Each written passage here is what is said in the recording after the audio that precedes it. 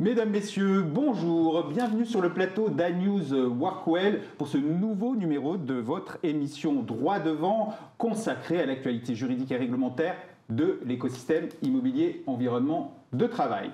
Et c'est maître Héloïse Hérault, avocat associé du cabinet Eseis, avocat en charge du département droit social, que j'ai le plaisir de recevoir aujourd'hui. Cher maître, chère Héloïse, bonjour. Bonjour Lionel. Bienvenue, toujours ravi de te recevoir sur le plateau d'Anews Workwell. Merci. Voilà, merci de ta présence. Alors, dans ce numéro, nous allons aborder plusieurs sujets d'actualité, Héloïse, comme d'habitude. Tout d'abord, la prise en charge des frais liés au télétravail et un récent verdict de la Cour d'appel de Paris qui sème un peu le trouble. On fera un point en ce début d'été et avec l'arrivée enfin des premières chaleurs sur le droit de retrait et ce que dit exactement la loi en cas de température extrême.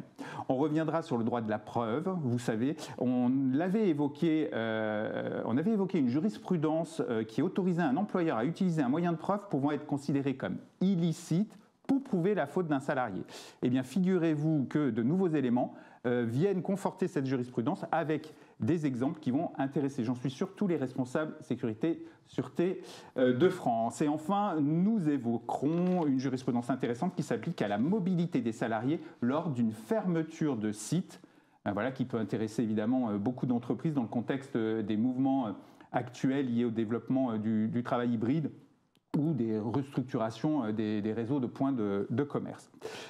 Et on démarre donc, chère Héloïse, par cette évolution donc importante, je le disais, relative à la prise en charge des frais liés au télétravail. Alors, il y a une décision de la Cour d'appel de Paris qui vient contredire une précédente décision rendue par celle de Versailles, qui sème un peu la confusion sur le fait de savoir si oui ou non une entreprise doit prendre en charge les frais liés au télétravail. Est-ce que tu peux nous expliquer quel était le cas d'espèce en fait ? Alors, en fait, on en avait discuté de la Cour d'appel de Versailles ensemble. La Cour d'appel de Versailles était venue logiquement dire que le télétravail, les frais qui sont inhérents au télétravail doivent être remboursés par l'employeur aux salariés. Voilà. Donc, on parlait des coûts de la consommation, du papier, éventuellement Internet. Oui. Et c'est vrai que la Cour d'appel de Paris vient de prendre une position le 3 avril dernier, tout à fait contraire. Alors, pourquoi tant de discorde ? Parce que la discorde entre juridictions, elle a toujours un point de départ. Oui. Il faut rappeler que le Code du travail ne prévoit plus la prise en charge des frais professionnels liés au télétravail du salarié. Donc, nécessairement, chaque juge va venir apprécier un petit peu au cas par cas. La Cour d'appel de Versailles avait une position extrêmement cohérente en disant que finalement, ces frais étaient inhérents à la profession du salarié. Et la Cour d'appel de Paris est venue nuancer le propos. Alors, cette Cour d'appel de Paris, elle dit quoi ? Elle dit non à un salarié qui était venu demander le paiement de ses frais liés au télétravail. Alors, pourquoi elle dit non ? Parce qu'il y a aussi une raison. Elle considère que le télétravail n'avait pas été formalisé entre l'employeur et le salarié et qu'il était issu davantage d'un volontariat. Et qu'à partir du moment où on est issu de ce volontariat, la Cour d'appel de Paris a considéré que rien n'empêchait le salarié de se rendre dans les locaux finalement de l'employeur et donc il n'avait pas de contrainte à être en télétravail. Bon, reste à savoir ce que va dire la Cour de cassation sur cette petite discorde entre Paris et Versailles. Oui, parce que je croyais que le droit, il y avait un droit maintenant au télétravail, c'est-à-dire qu'il soit formalisé ou non, le salarié a le droit de le demander et de le mettre en œuvre, non ? Alors, le salarié a le droit de le demander, voilà. Après l'employeur a le droit de le refuser, mais il faut le justifier. C'est pour ça que tu te souviens de ça, il faut le justifier, et comme on sort du Covid, et que tout le monde a été en télétravail à un instant T, c'est toujours difficile de dire ce n'est pas possible alors qu'on l'a déjà fait. Voilà. Donc ça devient très compliqué. Donc du coup, quelles conséquences toi tu en tires que doivent faire les entreprises finalement pour savoir si oui ou non elles prennent en charge les frais liés au télétravail en fait ? Alors, ce qui est urgent, c'est de poser des cadres juridiques et des règles. Parce que beaucoup d'entreprises aujourd'hui veulent... on sort d'un télétravail qui a été contraint. Et aujourd'hui, elles veulent mettre en place le télétravail avec de la souplesse. Mais la souplesse n'est pas antinomique de poser un cadre juridique. Et donc, nous, ce qu'on préconise aujourd'hui, c'est toujours de dire il faut soit une charte, soit un accord collectif. Comme ça, on a les conditions d'exécution de ce télétravail. Dans cette charte ou cet accord collectif, on y met la prise en charge des frais, dans quelles limites, est-ce qu'on fait du forfaitaire, est-ce qu'on fait du réel. Et au moins, on n'aura pas à aller voir le juge pour qu'il ait à prendre position sur le sujet. Voilà, très clair. Il vaut mieux formaliser dès lors qu'on met en place et qu'on développe le travail dit hybride, c'est-à-dire en fait le télétravail. C'est très clair. Alors, autre sujet enfin chaud du moment, les températures extrêmes et ce que prévoit la loi. On entre enfin dans l'été avec les premières journées un peu chaudes, mais on nous prédit des étés de plus en plus chauds au fil du réchauffement climatique. Alors, comment la loi prend en compte ces événements, d'ailleurs chaud ou froid, aujourd'hui, Héloïse? Alors aujourd'hui, on est plus sur le chaud. Oui. Mais le Code du travail est assez silencieux une fois encore sur le sujet. Qu'est-ce qu'il impose? Il impose à l'employeur de chauffer pendant les périodes froides. Bon, oui. Chauffer, c'est-à-dire atteindre une température convenable, que ce soit pour les chaleurs ou le froid. Ouais. Le problème, c'est que... Sans que ce soit précisé. C'est-à-dire que le problème, c'est que cette notion de température convenable, c'est l'obligation de l'employeur, mais le Code du travail s'arrête là. Ouais, et donc, c'est flou quand même. C'est flou et puis c'est tendancieux parce qu'on a tous une réaction assez personnelle à la chaleur. Il y en a qui vont supporter 30 degrés, d'autres qui vont supporter 20 degrés et ça dépend énormément. Ouais. Alors cette fois-ci, ce n'est pas le juge qui est venu se prononcer. Oui. On a des normes d'abord qui sont établies, des normes ISO, des normes NF, qui déterminent une température dans les bureaux qui doit être aux alentours de 20 à 22 degrés. Oui. Voilà. Ça, c'est la température acceptable lorsqu'on est sur un bureau sédentaire. On descend à 16-18 degrés lorsqu'on est sur une activité, un atelier dans lequel on fait une activité modérée. Oui. Voilà. Donc ça, c'est la norme. Mais la question, c'est de se dire à quel degré peut-on s'éloigner de cette norme. Et là, c'est l'INRS qui nous parle en nous disant que dans un bureau sédentaire, au-delà de 30 degrés, le salarié a le droit de faire une alerte. Et pour des ateliers avec activité modérée, c'est au-delà de 28 degrés. Donc, ce sont, une fois encore, des normes. Ce n'est pas le Code du travail. C'est des recommandations. Voilà. Donc, elles n'ont pas force de loi. Mais c'est sûr que si demain, on atteint 35 degrés dans un bureau et qu'un salarié va voir le juge en disant « moi, en fait, j'ai fait un droit de retrait parce que la chaleur est telle dans le bureau que je ne le supporte plus », s'il amène cette norme et cette recommandation INRS au juge, oui. Le juge, même s'il n'a pas l'obligation de le prendre en considération, va forcément se pencher sur ce sujet-là. Et un salarié qui ferait la même chose, mais à 25 degrés, considérons que pour lui, c'est compliqué. Alors là, il faudrait peut-être des éléments médicaux oui. Qui tendraient à confirmer la thèse selon laquelle il est en danger, parce que oui. Le droit de retrait, c'est un danger grave et imminent pour sa santé. Donc, est-ce qu'il serait en danger alors qu'il est plutôt inconfortable en réalité? Mais si le médecin dit qu'il est en danger, là, l'employeur est obligé de mettre les mesures nécessaires. D'accord. Très bien. Merci Héloïse pour ce récapitulatif bien utile avant. On l'espère quand même des beaux jours estivaux. Alors, je le disais en préambule, notre sujet suivant porte sur le droit de la preuve, que nous avions déjà évoqué il y a quelques semaines lors d'une précédente émission, où tu nous avais informé d'ailleurs d'une évolution de jurisprudence sur ce sujet. D'ailleurs, tu peux peut-être rapidement nous rappeler quelle était cette évolution de jurisprudence concernant ce droit de la preuve qui concernait des preuves illicites ou déloyales. Alors oui, 2011, ça commence en 2011, ça ne date pas d'hier. Oui. La Cour de cassation refuse de recevoir et de prendre en considération dans le cadre d'un procès civil les preuves qu'on a obtenues de manière déloyale. Ouais. D'accord ? Ouais. Le procès civil, vraiment, il repose sur la loyauté. C'est-à-dire que la preuve que vous avez obtenue par stratagème, à l'insu de la personne, il n'est pas possible de la produire en justice parce que le juge n'en voudra pas, puisque le principe de loyauté est prépondérant à tout stratagème. Bon. Et là, on en a parlé la dernière fois, décembre 2023, donc quand même 12 années plus tard, la Cour de cassation opère ce qu'on appelle un revirement de jurisprudence. Un revirement à 360 degrés, ou plutôt 180 d'ailleurs, parce qu'elle ne revient pas sur son... Voilà. En l'occurrence, plutôt 180. Au départ, Et cette fois-ci, elle dit, écoutez, pourquoi pas, parce que ça donne beaucoup d'encre depuis décembre 2023, mais ce n'est pas si facile que ça. La Cour de cassation dit, pourquoi pas, c'est-à-dire que je ne vais plus les rejeter systématiquement. Sous réserve qu'elle soit proportionnée dans la manière de l'avoir obtenue au but à atteindre et qu'il n'y ait pas d'autres moyens d'y arriver. C'est-à-dire que, alors là, c'était un enregistrement d'un employeur qui, en fait, pendant un entretien, avait enregistré le salarié pour démontrer sa faute. Et derrière, il l'avait licencié pour faute grave. Et la Cour de cassation n'a ni reçu ni pas reçu la preuve. Elle a cassé l'arrêt de la Cour d'appel qui, elle, par contre, l'avait écarté d'office en disant, en fait, on va finalement regarder si cet enregistrement est proportionnel au but recherché par l'employeur et on va vérifier s'il n'avait pas d'autres moyens d'obtenir la réalité de la faute du salarié. Et sous ces deux réserves, dorénavant, la preuve déloyale peut être reçue par le juge. Oui, donc il y avait une sorte d'encadrement de la possibilité de recevoir une preuve qu'avant était écartée systématiquement, on va dire. Oui, en fait, alors, comme dans toute chose juridique, on y met des garde-fous, parce qu'il peut y avoir des déviances. Après, c'est un peu tout et n'importe quoi. Donc, les garde-fous, c'est vraiment ces conditions qu'on va regarder pour pouvoir, si oui ou non, on accepte de regarder la preuve. Mais voilà, aujourd'hui, ce n'est plus systématiquement écarté.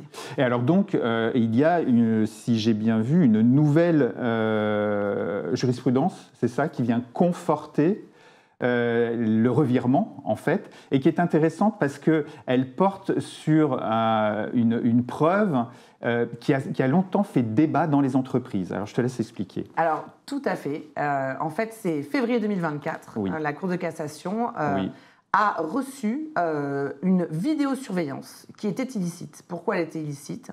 C'est que l'employeur, c'était une pharmacie, n'avait pas informé le salarié qu'il était filmé. Or, c'est obligatoire, tu le sais. Et il n'avait pas informé et consulté le CSE sur cette vidéosurveillance. Or, c'est obligatoire, tu le sais. Et l'employeur de la pharmacie avait constaté des écarts de stock. Donc, de par ces écarts de stock, en réalité, il n'avait pas d'autre moyen que d'utiliser cette vidéosurveillance pour voir les encaissements, qui encaisse, quels sont les stocks qui sortent, et comparer avec le listing qu'il avait. Et la Cour de cassation a accepté cette vidéosurveillance, qui est pourtant vraiment illicite. Et ça, comme tu le dis, la vidéosurveillance, ça a fait débat. C'est la jurisprudence de la caissière dont on a discuté, qui a filmé en train de voler dans la caisse. Et parce qu'on ne l'avait pas prévenu qu'au-dessus d'elle, il y avait une vidéosurveillance destinée à la surveiller, on la voit piquer dans la caisse, mais son licenciement a été déclaré abusif, puisque cette preuve n'a pas été retenue.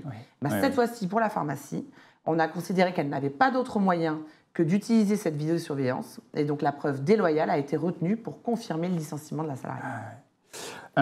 Donc, très intéressant, évidemment, et un vrai revirement, c'est vrai, par rapport à tout ce qui était prévu jusqu'à présent. Bon, ça n'empêche qu'il vaut mieux quand même déclarer et faire les choses convenablement, on est d'accord, puisque ça reste quand même très encadré. Rappelle-nous, alors premièrement, quelles conséquences ça a selon toi, et surtout les éléments à retenir sur ce sujet pour tout employeur. Mais en fait, il faut faire les choses bien. C'est-à-dire que, effectivement, il vaut mieux déclarer, par exemple, pour cette vidéosurveillance, déclarer la vidéosurveillance, la déclarer à la CNIL, informer le salarié et consulter les représentants du personnel, plutôt que de se dire « je me réserve le moyen de preuve au cas où ». Après, les conséquences, il faut faire attention parce que ça ne veut pas dire qu'on peut tout faire. Notamment, quand la jurisprudence est sortie, beaucoup d'entreprises avaient peur que tous les entretiens préalables se transforment en des enregistrements clandestins. Et ça, c'est vraiment, les garde-fous, il faut les respecter, parce que les conséquences, ça peut être le rejet de la preuve pour le salarié par rapport à ce qu'il a fait, et surtout, éventuellement, des dommages et intérêts pour une attitude déloyale. Oui, on est d'accord. Très bien, voilà, ça a le mérite d'être clair.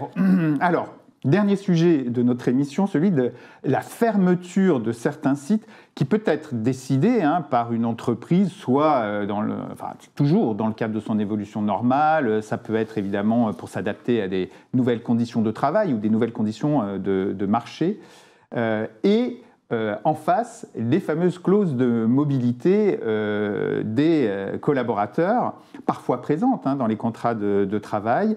Et c'est un sujet toujours ardu, on en parlait en préparation, parce que tu me disais, il touche à deux droits fondamentaux, l'intérêt légitime de l'entreprise d'une part, et la vie privée des collaborateurs de l'autre. Et évidemment, ce sont des sujets qui donnent régulièrement lieu, du coup, à des procédures.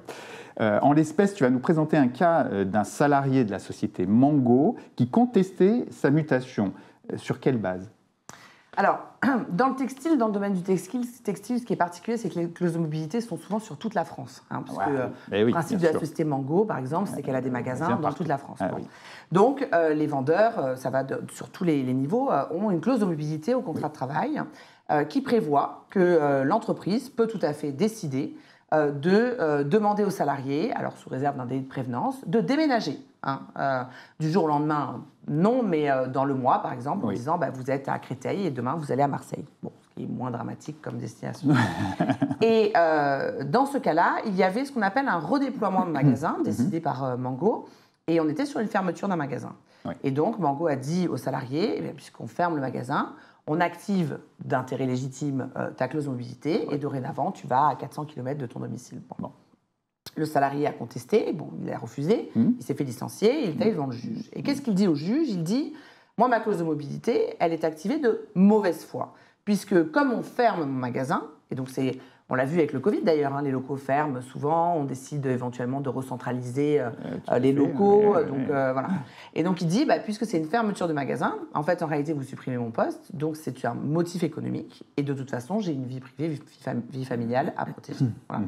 Il a apporté ces éléments-là devant le juge pour la clause de mobilité. Et il y avait bien la clause de mobilité dans son contrat de travail. Il y avait bien la clause de mobilité dans son contrat de travail sur toute la France, et c'est un contrat de travail qu'il a quand même signé, et donc il a par avance accepter l'hypothèse, même en ayant une famille, de pouvoir être muté dans toute la France. Oui.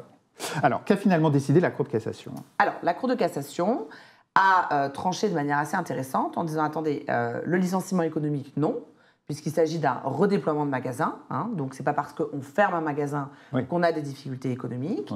Et elle a considéré que l'intérêt légitime de l'entreprise, donc la bonne foi de l'entreprise dans la mise en œuvre de cette clause de mobilité existait et qu'il n'y avait pas d'impératif suffisamment grand au niveau familiaux, vie privée en fait, pour pouvoir s'opposer à cette clause. Donc le licenciement a été validé au motif que le refus de la mobilité par le salarié était fautif puisqu'il s'était engagé à l'accepter par avance dans son contrat de travail. D'accord.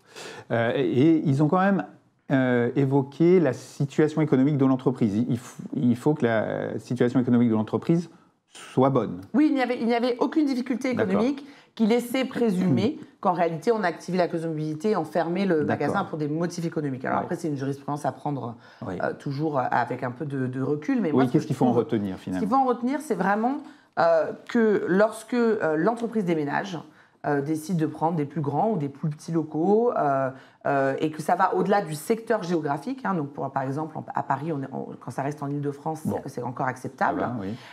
Si vous avez signé une clause de mobilité, vous êtes contraint de suivre l'entreprise, sauf si vous avez une vie privée, vie familiale. Alors c'est souvent mis en avant par les femmes en disant moi, mon mari travaille dans la région parisienne, mes 2 enfants sont scolarisés dans la région parisienne, donc je ne peux pas accepter votre intérêt légitime puisque ma vie privée et familiale va au-delà. Donc ce garde-fou-là, il faut le garder à l'esprit quand même parce qu'il est très très fort et on est souvent condamné devant les juges face à ça. Alors là, on est dans le cas d'une clause de mobilité présente dans le contrat de travail. S'il n'y en a pas, ce qui arrive souvent, mais qu'il y a un regroupement de sites que tu évoquais tout à l'heure sur la région de la métropole, de la grande ville, est-ce que là, on peut activer ce droit en disant non, je refuse de partir à l'autre bout de la ville? Alors là, ça s'apprécie toujours in concreto, on appelle ça. C'est-à-dire qu'il y a la règle in abstracto, en disant le changement de lieu de travail constitue une modification du contrat de travail, d'accord? Parce que c'est un élément essentiel du contrat de travail, sauf si il est dans un secteur géographique. En Île-de-France, tu prends le temps moyen de trajet pour un salarié, c'est 40 à 50 minutes.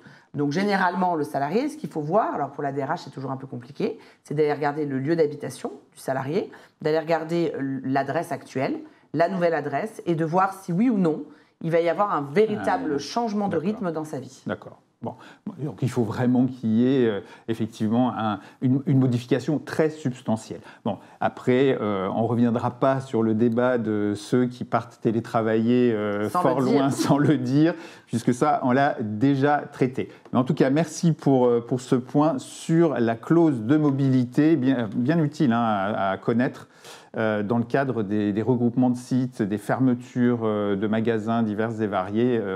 Il y a beaucoup de directeurs immobiliers environnement de travail qui se sentent concernés, j'en suis sûr.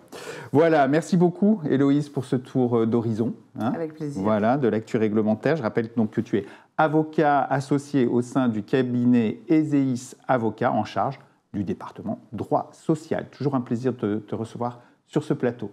Merci Lionel. À bientôt. Voilà, notre émission Droit devant, c'est fini. Merci de l'avoir suivi. Alors je vous souhaite évidemment un très bel été. Je vous donne rendez-vous à la rentrée pour de nouvelles aventures. D'ici là, portez-vous bien. À bientôt.